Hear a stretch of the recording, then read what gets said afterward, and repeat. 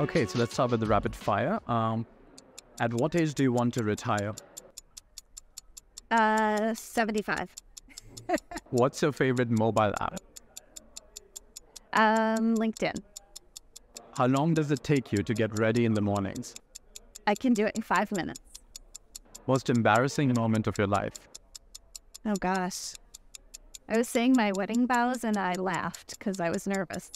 Mountains or beaches? Mountains. What's the most useful mobile feature you can't live without? Location. Favorite color? Green. What time of day are you most inspired?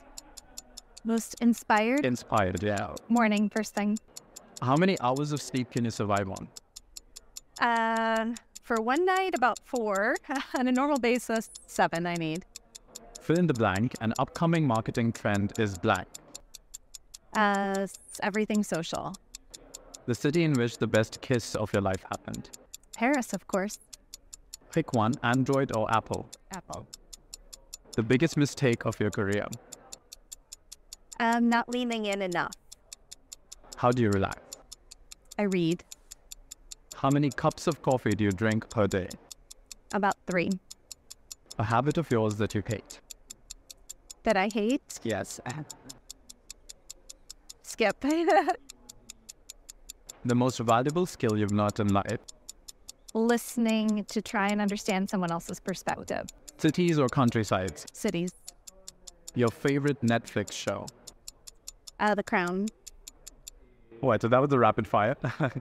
Now we're going to go to the bigger questions. And these you can answer with as much ease, as much length as you like. And the first one is, how do you convince traditional companies to embrace new technologies like 5G and the cloud, especially when there's a lot of uncertainty around the potential and ROI? I think there's 2 things. One is showing them examples of other customers who have been successful doing that so that they can see their way to a future of doing that. And the second is with tools like total cost of ownership calculators, ROI calculators, where they can understand the business case. Okay. And what inspired you to yourself pursue a career in the tech industry, and how did you get started in marketing and product development? Oh, I think this is a fascinating industry. Telecom and technology I've spent my entire career in, and I think it's a great place to do marketing because there's so much need to take the technology and sort of the engineering IT side of things and translate that into business value. So it's a great field to do marketing. I started out in IT actually, and then I got an MBA in marketing and strategy, and I've been doing tech marketing ever since. And as a marketing leader, how do you approach building a cohesive and effective marketing strategy for a global organization like Nokia Cloud and Network Services? Yeah, so I love leading the marketing team for Cloud and Network Services. And I think it's a lot about balancing and finding complementary skills. So we have people in our organization who are really strong technically, who understand our products very well and are able to translate that to business value. We have people who are very strong on campaigns, campaign strategy, digital, social, all of the channels that we go through. So I think it's all about creating a common sense of purpose and then bringing people together with the skill sets that they have to understand their roles, understand how they complement each other, and to come together to deliver a great outcome for the business. And can you speak to any specific challenges or opportunities that you've encountered in marketing, telecom, and cloud technologies to enterprises versus communication service providers? Well, it's a very different game. I have a lot of experience marketing to both enterprises and communication service providers. The difference is that communication service providers are a known audience. There's about 800 of them in the world. We know who they are. They know who we are. So marketing there is more a process of kind of cross-selling, upselling, developing communities of our users, and showing customer success stories. On the enterprise side, it is every industry is enterprise, right? And so there's a lot more digital to find new customers, have new customers find us. And there's a lot more importance of understanding each industry vertical that we're targeting and having a message that really resonates with the needs of their industry. How are operators leveraging AI and machine learning to optimize their network operations and deliver personalized user experiences? This is a great topic, and it's one that at Nokia we're very involved in. We have a whole suite of solutions that we call AVA. It's all about analytics, AI, machine learning, and it solves a wide variety of problems for our customers. I remember a customer told me once a few years ago, we are drowning in data, but we're thirsty for insights. So with this product set, we take all of that network data and help operators make smarter decisions. So a couple examples.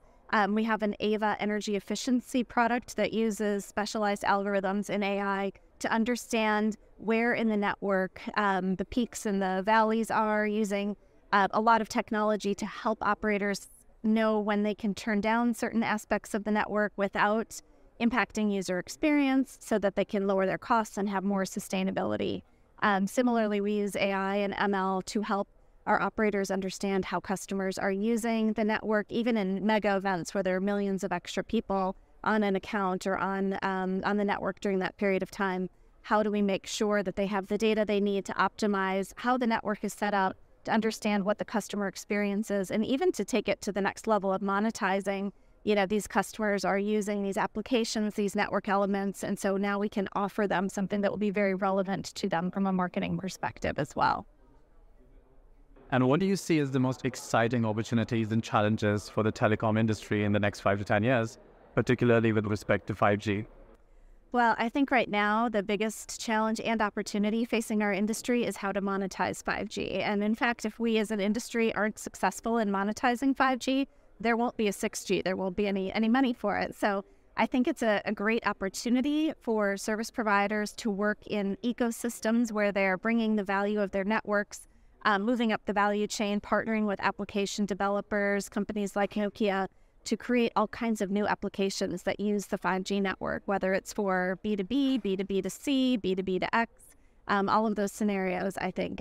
So there's, a lot of challenges ahead in that, making sure that operators have the agility, that they're using software as a service, that they have, as we said earlier, the AI and ML tools to optimize all of their operations. But I think it's a very exciting time ahead with both challenges and opportunities with 5G.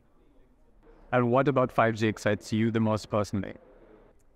Oh, I think it's the fact that there are so many things that we don't even know what the future will hold. Just as with 4G, we didn't predict necessarily all of the mobile apps and that kind of thing. So it's the promise of the future where anyone can innovate, anyone can create the next Uber or the next Netflix. The network will be here with all of these new capabilities, and it has the potential to transform really every industry. So Nokia has a strong focus on sustainability and corporate responsibility. Can you discuss some of the ways in which Nokia is working to reduce its environmental impact and promote ethical business practices? Yes, you're right. It's a huge area of focus for Nokia. Pekka Lundmark, our CEO, says there's no green without digital. So what we're doing is we're bringing the digital tools to help our customers be more sustainable in their operations, whether it's things like using AI and ML to reduce energy efficiency or just designing their networks to be as low energy use as possible.